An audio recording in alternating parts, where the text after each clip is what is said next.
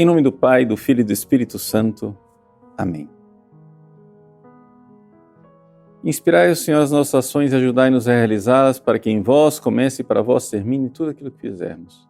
Por Cristo, Senhor nosso. Amém. Santa Maria, Mãe de Deus, rogai por nós. Em nome do Pai, do Filho e do Espírito Santo. Amém. Muito bem, alegria estarmos no nosso curso sobre os 10 mandamentos, e nós estávamos falando do terceiro mandamento, né? Guardar domingos e festas, né? Santificar o sábado, como está proposto no Antigo Testamento. E nós vimos que, já que os 10 mandamentos são parte da lei natural, né? Eles, então, propõem uma realidade que, mesmo que não fosse legislado pela igreja, né? Estaria na natureza das coisas, que é dedicar tempo a Deus e dedicar um tempo publicamente para a honra de Deus. Porque, claro, a gente não tem somente que rezar privadamente. É necessário que haja um tempo, numa sociedade, um tempo dedicado ao culto público de Deus. Isso é de direito natural. Agora, como viver isso? Bom, aí isso daí é colocado pela igreja, né? Que faz a legislação específica, aquilo que nós chamamos de direito positivo. Assim, só para colocar uma espécie de comparação, é como acontece no direito civil.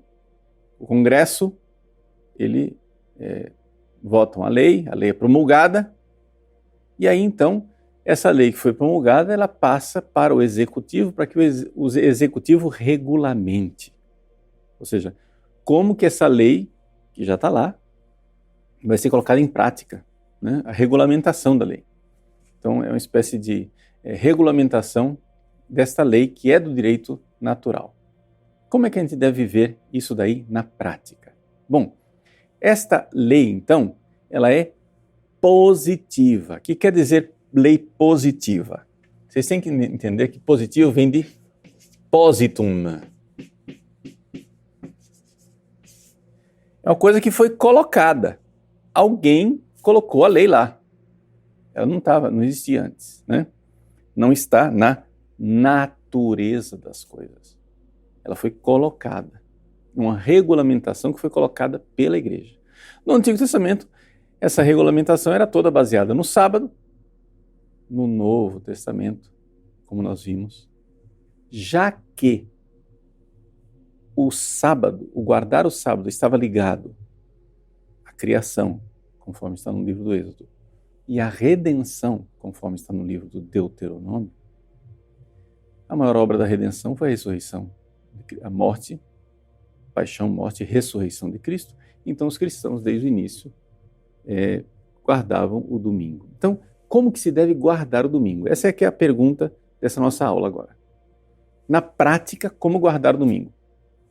Então tem dois tipos de disposições, as disposições negativas e as disposições positivas. Quais são as disposições negativas para a gente guardar o domingo? Veja só, está aqui. Esse é o Código de Direito Canônico, que foi publicado, né, por João Paulo II em 1983. É esta a legislação que está valendo, né? Então ele diz o seguinte: dia dominica, ou seja, o domingo, e nos outros dias de festa e preceito, os fiéis têm a obrigação de participar da missa. Essa é uma disposição positiva, que nós vamos ver depois. E além disso, devem abster-se das atividades e negócios que impeçam o culto a ser prestado a Deus, a alegria própria do dia do Senhor e o devido descanso da mente e do corpo. Então, tem essa parte negativa, abster-se. Então, eu tenho que fazer duas coisas no domingo. Uma coisa negativa, que é abster-se de trabalho, e uma coisa positiva, que é ir à missa. Essas duas coisas são de preceito, e estas duas coisas geram, desobedecidas, geram aquilo que a gente chama pecado mortal. Tá? Então, nossa finalidade aqui é deixar bem claro para vocês o que é o pecado mortal, com relação ao terceiro mandamento. Bom, então, primeira coisa, com relação ao trabalho, a disposição negativa, o que é que você não pode fazer no domingo? né? Antigamente, no Antigo Testamento, toda a coisa do sábado era muito baseada no não trabalho. Você não podia dar certos passos, uma quantidade de passos, você não podia fazer as mínimas coisas. Os judeus hoje, ainda hoje, né, quando chega na sexta noite, antes de aparecer a primeira estrela, porque é na sexta noite que começa o Shabat, a mãe vai e acende as lâmpadas da casa que irão ficar acesas e apaga aqueles cômodos que irão ficar apagados. Por quê? Porque você acionar um interruptor é um trabalho. Se você for lá em Israel, no Muro das Lamentações, que é o que restou do Templo de Jerusalém, no sábado eles não permitem que você tire foto. Porque acionar o botão da máquina fotográfica, clique, é um trabalho. Então você compreende que toda a mentalidade do Antigo Testamento era outra coisa, era tudo baseado no não trabalho, no cessar o trabalho. Jesus mesmo se opôs a isso, não é? Dizendo que o sábado é para o homem, não o homem para o sábado. Ou seja, o cessar o trabalho era para dar à pessoa a possibilidade de um descanso, de um repouso semanal para prestar o culto a Deus. Agora, de repente, vira uma escravidão, que você não pode... Não, eu estou obrigado aqui, eu não posso me mexer. Aí fica demais. Não é isso? Vira uma escravidão. Então, Jesus se opôs muito a isso e a igreja, desde cedo, ela aliviou bastante essa coisa. Então, havia disposições claras e concretas com relação a essa coisa do trabalho. Só que os tempos mudaram. E mudando os tempos, né, a disposição que a igreja colocou agora, a partir do Código de 1983, é uma disposição muito ampla, larga. Ou seja, vejam, abster-se das atividades e negócios que impeçam o culto a ser prestado a Deus. 2. A alegria própria do dia do Senhor. 3. E o devido descanso da mente e do corpo. Em resumo, o que esse cânon aqui está dizendo é que eu não posso tratar o domingo como sendo um dia de trabalho normal. Ponto. Então, a gente pode resumir assim: quando é que é pecado mortal, né, trabalhar no domingo? Quando eu estou fazendo do domingo um dia igual aos outros. Se eu trabalho no domingo como se fosse um dia igual aos outros, então, esse é o princípio, base. Se eu estou consciente que eu não devo trabalhar no domingo, normalmente, e eu trabalho, eu estou em pecado mortal. Mas, padre, e se eu trabalhar um pouco? Ou se eu trabalhar meio período? Ou se... Veja, a legislação é bem ampla. Ela não tem mais aquelas minúcias que havia na legislação anterior, né? Então, quer dizer simplesmente o seguinte: uma determinação, faça todo o possível para que não seja um dia igual aos outros. Agora, veja, essa legislação ela é ampla exatamente porque nós sabemos que nós estamos no mundo moderno. E no mundo moderno, infelizmente, as leis civis nem sempre favorecem a observância do repouso dominical. Então a igreja não vai colocar os fiéis numa camisa de força, né? Porque sabe muito bem que, por exemplo, tem pessoas que, se não trabalharem no domingo, elas perdem o emprego. Infelizmente. Miseravelmente. Então não dá mais para você colocar uma legislação minuciosa. Tem que deixar uma coisa ampla, porque senão vai chegar a uma situação que vai ser mais a exceção do que a regra. Não dá para fazer desse jeito. Então é melhor deixar uma disposição ampla que caiba para todos os países, para que depois nos lugares as pessoas vejam concretamente como é que devem viver isso. Então a orientação é: não deve ser um dia igual aos outros. Tá? Então, você não deve trabalhar do mesmo jeito que você trabalha nos outros dias. Ah, mas eu sou forçado pelo tipo de trabalho que eu faço. Eu sou médico, tenho que dar plantão. Eu sou farmacêutico, eu sou motorista e tenho que conduzir as pessoas no domingo. Eu sou piloto de avião, etc. É evidente, essas coisas a igreja sempre enxergou que tem trabalhos que precisam ser prestados no domingo. Só que agora a igreja também vê que não somente isso, tem trabalhos que não precisariam ser prestados no domingo, mas que a pessoa, porque vive numa sociedade que perdeu a cultura cristã, é obrigada a fazer o trabalho. Então, é evidente que essa pessoa não está em pecado mortal. Se você está fazendo um trabalho e este trabalho não está impedindo o culto a Deus, a alegria dominical e um devido descanso. Ou seja, se o domingo é um dia diferente, então você está dentro da lei. É uma coisa bem ampla, pouco específica, e este é o espírito do legislador. Vejam só, se você pegar o catecismo da Igreja Católica, o Código de Direito Canônico foi promulgado em 83. O catecismo foi promulgado em 92, 9 anos depois. É o mesmo legislador, João Paulo II. E ele coloca com toda clareza essas realidades, inclusive falando das exceções que podem ser,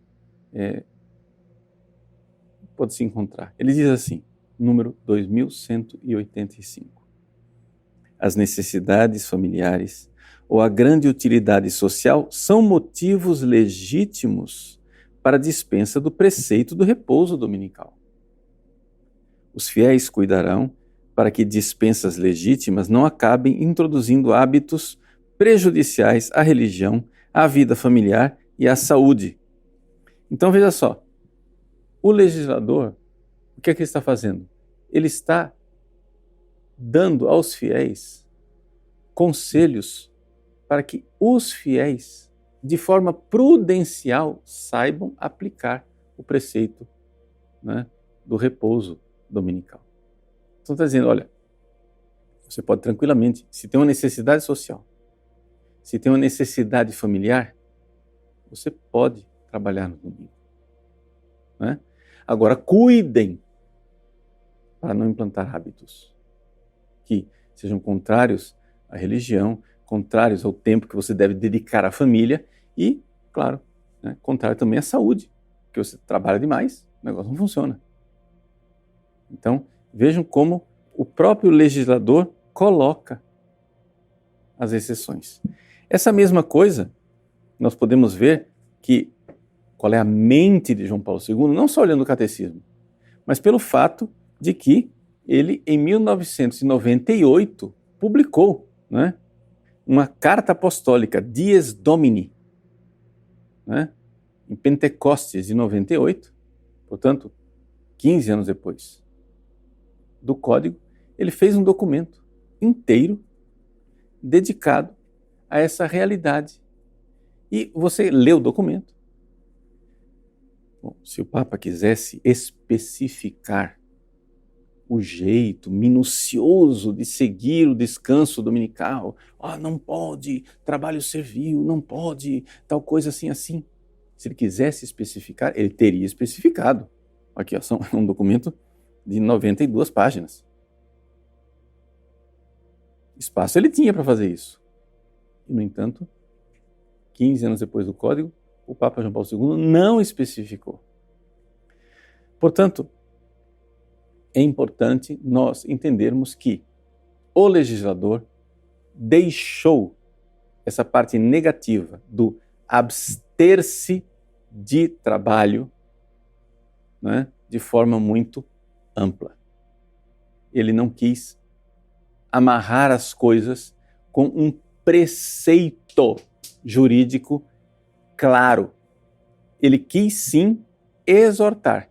Agora vejam a diferença entre preceito e exortação.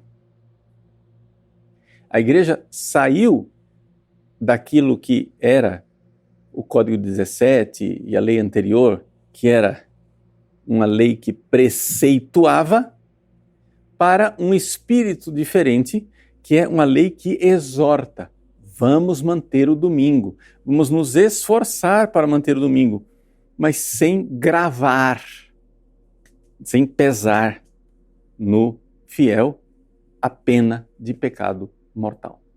Você veja, isso a gente vê muito claramente quando você pega aqui o catecismo da Igreja Católica e o Papa, né, João Paulo II, diz lá no catecismo, no número 2188, olha, é necessário que os cristãos empenhem esforços no sentido de que os domingos e os dias de festa da igreja sejam feriados legais. Então está dizendo, vamos nos esforçar para fazer uma lei civil que corresponda. Precisamos fazer isso. Não somente. Essa é na ampla sociedade política, mas também na pequena sociedade na qual você vive. Número 2187. Ou seja, que você deve evitar impor a outro sem necessidade o que o impediria de guardar o dia do Senhor. Então, se você é empregador e você coloca uma tal carga de trabalho nos seus funcionários que eles não conseguem guardar o domingo. Não é? Então é evidente. Então, vejam que a linguagem, né, uma linguagem exortativa e não preceptiva. Ele diz, né, que cada cristão deve evitar impor.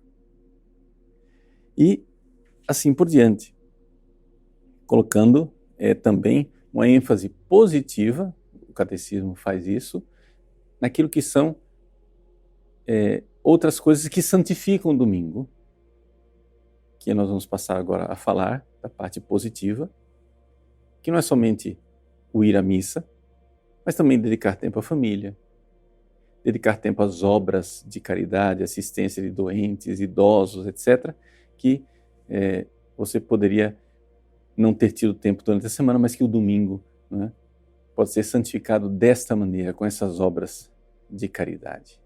Não é preceito, mas é uma exortação, é um convite da igreja a fazer isso. Bom, algumas pessoas têm a opinião de que a lei do Código de 1917 continua valendo. Não, é do jeito que era antes. Ou seja, é proibido trabalho servil, é proibido comércio e é proibido abrir o fórum, ou seja, trabalhos, né, legais. Só que a gente, quando vai ver, né, pelos princípios de interpretação das normas canônicas, já que isso aqui é direito positivo, não é direito natural, não é uma coisa que está na natureza da coisa, é uma coisa que o legislador é que tem que colocar. Então, já que é positivo, o legislador tem que manifestar a sua mente. E está mais do que manifesta na Dies Domini e no Catecismo. A mente do legislador João Paulo II. E se você ainda está em dúvida, dizendo assim, mas eu não sei, eu duvido, eu acho que a lei antiga ainda está valendo. Então, eu leio para você Santo Afonso Maria de Ligório, né, príncipe dos moralistas da Igreja Católica, que na sua Teologia Moral, né, o tomo 1º, número 26, ele diz assim: a lei dúbia não pode introduzir uma obrigação certa. Se a lei é duvidosa, ela foi elaborada dessa forma um pouco nebulosa, que não está claro, não está amarrando uma coisa clara. Então a lei dúbia não pode criar uma obrigação certa. Então você não pode gravar uma pessoa com a pena do pecado mortal, ou seja, de ir para o inferno, quando o próprio legislador deixou as coisas de forma incerta. Ok? Então, vejam, a igreja não quer que o domingo vire um dia igual aos outros. Mas houve mudança na legislação. O próprio Luigi Chiappetta, que é um famoso comentarista do direito canônico, né, ele diz no seu comentário, né, ao cânone que fala do repouso dominical, dizendo que foi introduzida uma novidade. A legislação é diferente. Se vê claramente. E se vê claramente isso também nas próprias discussões da comissão do Código. Quem vai olhar lá nas atas das reuniões, tem uma revista chamada Comunicaciones, onde estão as atas, né? Você vê que, por exemplo, se chegou a propor, inclusive, que nem sequer as pessoas precisassem ir à missa no domingo. Que pudessem ir qualquer outro dia da semana. A comissão objetou e disse, não, peraí, aí é demais. Você vê claramente que havia um espírito de mudança, né, de alargamento da lei. E que esse espírito de mudança se refletiu na redação. Tá bom?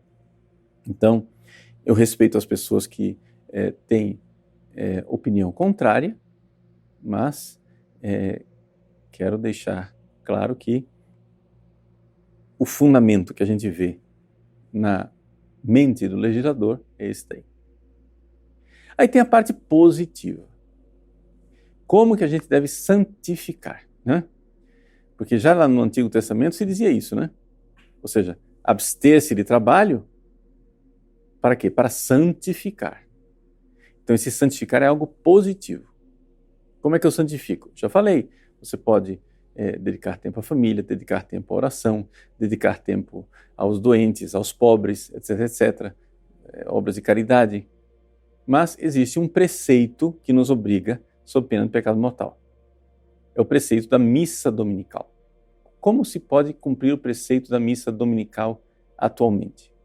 O Código de Direito Canônico nos diz, no cânon 1248, que o preceito da missa dominical pode ser satisfeito indo à missa véspere, ou seja, no horário de vésperas em diante, né, do dia de preceito. Então, você tem as 24 horas do dia de preceito, que é o domingo, vai de 0 hora, e você tem ainda uma espécie de alternativa, né, de alargamento do tempo de preceito, que começa na tarde do sábado, tá bom?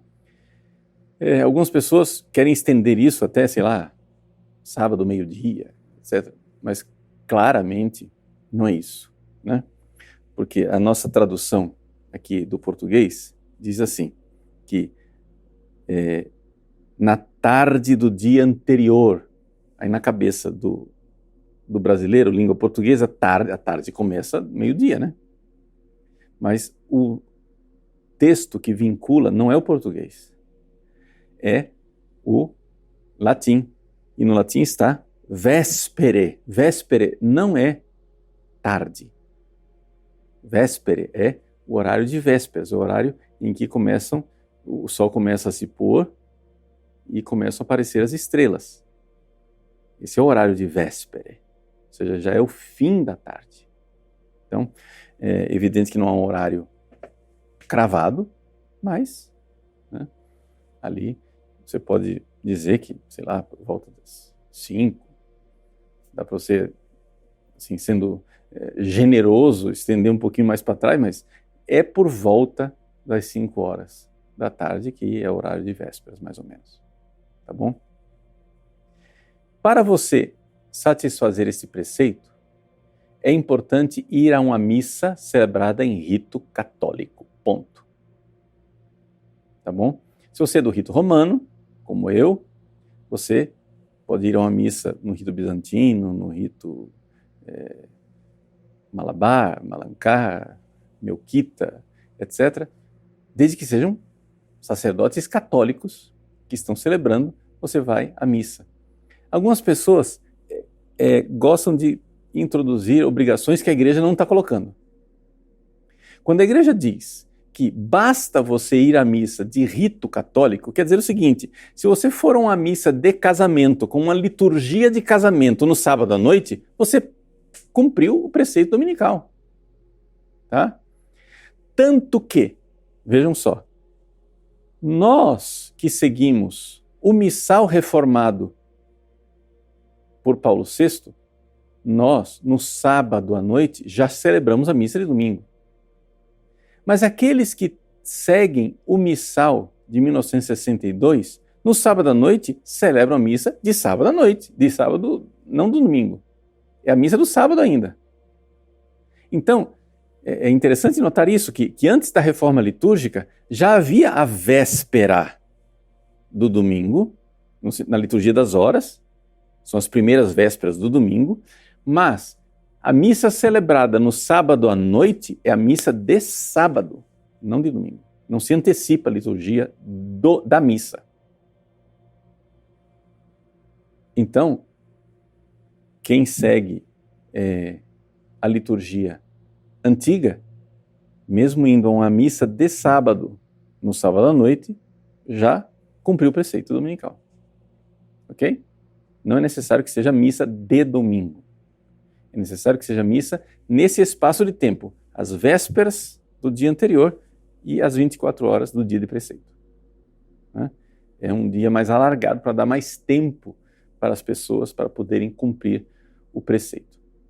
Agora, a igreja sempre tratou este preceito de missa dominical como sendo algo que se pode dispensar diante de alguma necessidade. Então vamos supor, a pessoa tem uma dificuldade de deslocamento, vamos supor, você está numa cidade grande, no seu bairro não tem missa, você não tem dinheiro para ir à missa. Tem gente que tem o passe de ônibus para ir durante a semana trabalhar, mas vai fazer falta o dinheiro de se deslocar, atravessar a cidade para ir à missa não sei onde. Essa pessoa que está passando por esta necessidade, ela está dispensada da missa. Por causa do esforço. Né? Antigamente, quando a locomoção era mais difícil, a igreja dizia assim, olha, teve que andar mais de 6 quilômetros, está dispensado. Né? Se foi muito longe, está dispensado. É claro que você vai fazer esforço para ir à missa. Tá? Mas é importante saber que quando o incômodo é maior do que o normal, a pessoa não está obrigada a satisfazer o preceito dessa maneira. E também então, tem as exceções do preceito, que é, por exemplo, você tem obrigações de caridade. Você tem um doente em casa que não pode ficar sozinho. Você não vai largar o doente sozinho para ir à missa. Né? Você, por exemplo, tem situações de emprego obrigatório, você é médico e está de plantão e não teve condições nenhuma de ir à missa durante esse período que vai das vésperas até a meia-noite. Então, paciência, né? Está dispensado. Você está numa comunidade rural onde não há missa. Você está dispensado do preceito. Né? As pessoas que vivem nas comunidades rurais onde não há missa estão dispensadas do preceito. As pessoas não pecam por não ir à missa. Elas não têm, Deus não obriga as pessoas ao impossível. Né? É importante a gente ter essa clareza com relação à obrigação de ir à missa. Agora, a igreja aconselha que, se você não pode ir à missa, é coisa boa, não obrigatória, mas é coisa boa você ir, por exemplo, a uma celebração da palavra, você se reunir com a comunidade para rezar o terço, ou fazer uma oração, né? Rezar em família, etc, etc. São coisas boas a serem feitas no domingo para as pessoas que não puderam cumprir o preceito. Algumas pessoas perguntam, por exemplo, padre, a missa na televisão vale? Né? Para cumprir preceito, não. Né? Porque para cumprir o preceito você precisa estar fisicamente presente na missa. Agora, você está na roça, lá não tem missa. Gente, é coisa boa você assistir a missa na televisão, pelo amor de Deus. Eu não estou dizendo que é ruim, é bom. Mas outra coisa é cumprir o preceito. Na verdade, você está dispensado do preceito e você está fazendo aquilo lá, mas não é obrigado. Né? Vamos supor, você está no sítio, lá não tem missa. Mas você pode assistir a televisão, mas naquela hora você não quis assistir a missa da televisão. Você pecou porque não assistiu a missa da televisão? Não, claro que não. Você não era obrigado àquela missa, aquilo lá era uma coisa, né, suplementar que você podia fazer, né, de boa vontade, mas não é obrigatório. Tá?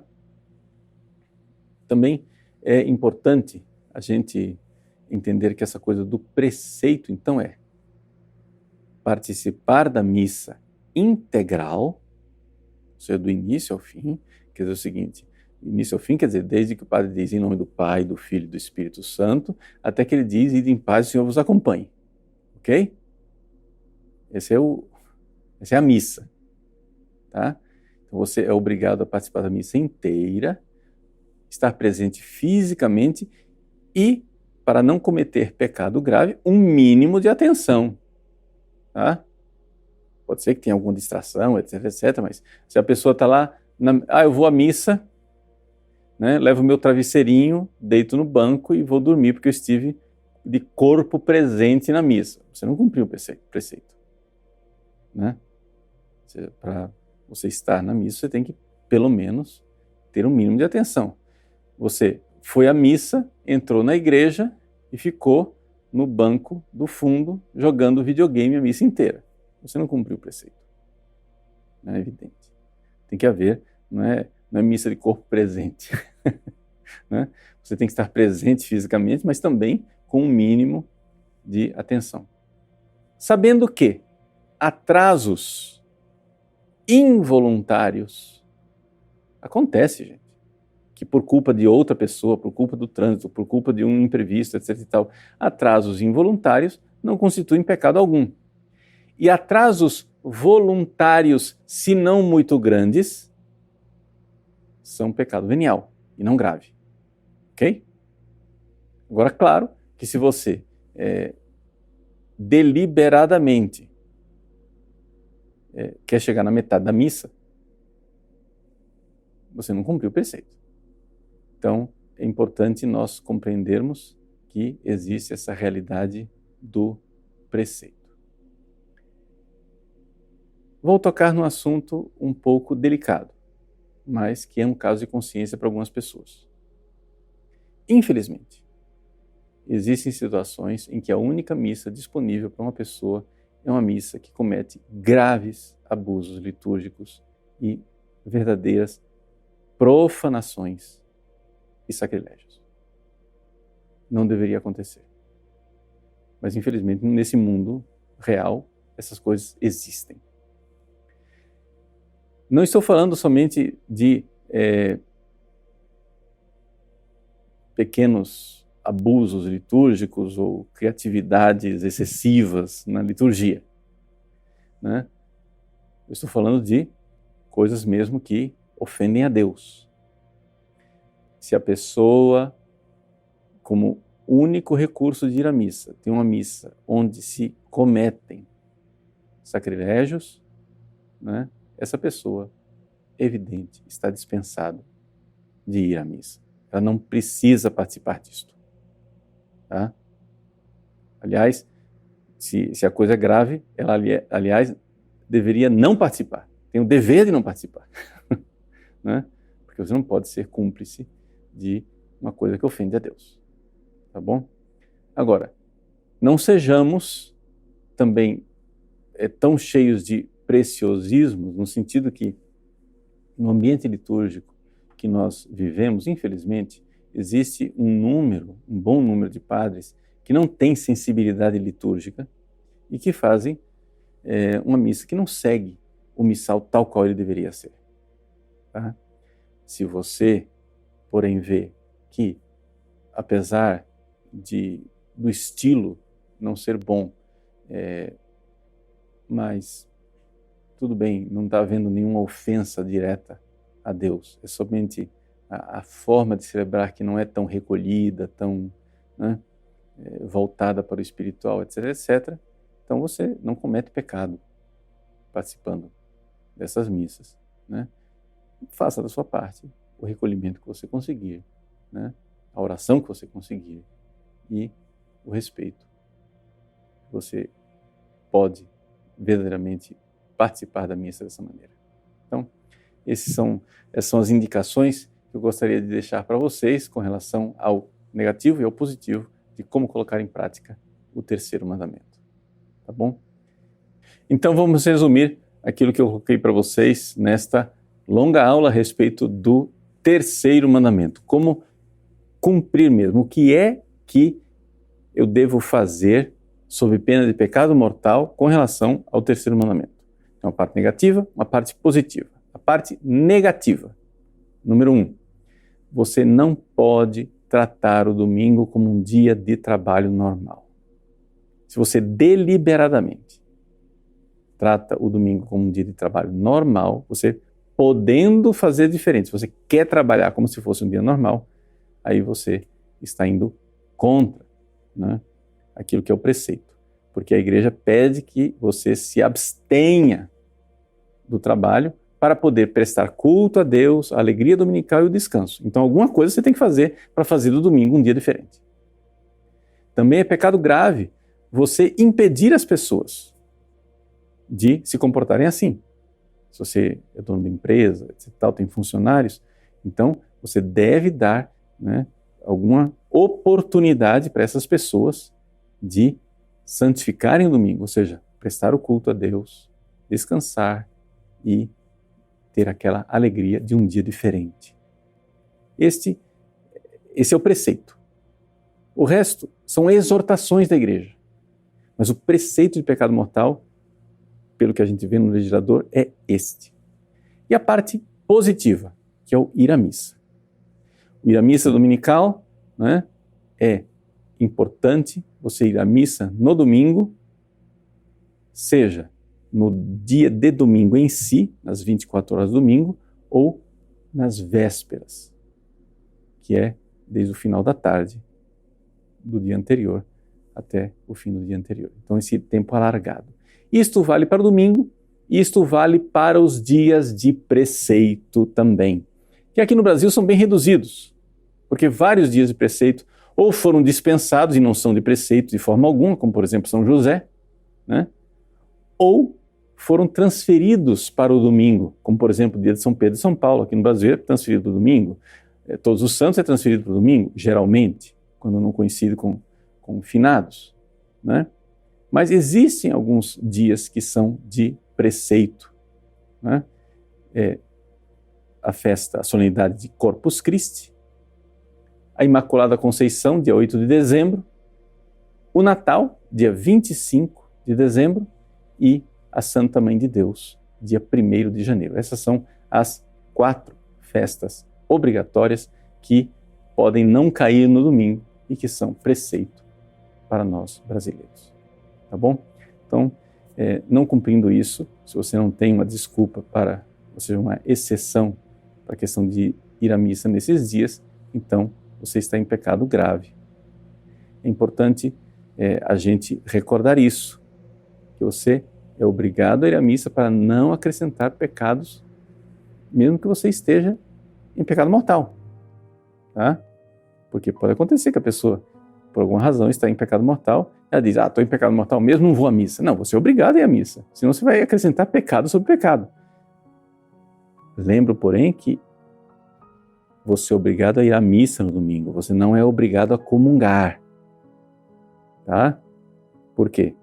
Porque tem gente que acha que porque tem que ir à missa tem que comungar. Não, não, não. Se você está em pecado grave, você não comunga.